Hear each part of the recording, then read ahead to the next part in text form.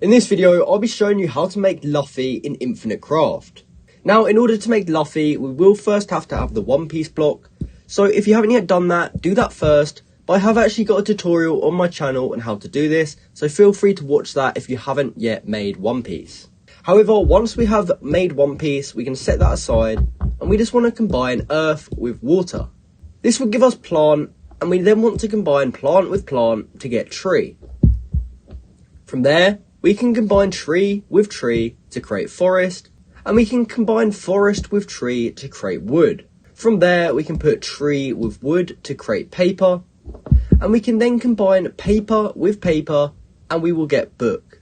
From there, we can put forest and combine it with forest to create jungle, and we can then put jungle with book to create Tarzan. From there, we can combine jungle with Tarzan, and we will get monkey, and we can now combine monkey with One Piece, and we've now got Luffy. So that's how you can make Luffy in Infinite Craft. I hope you found this video helpful, and thanks for watching.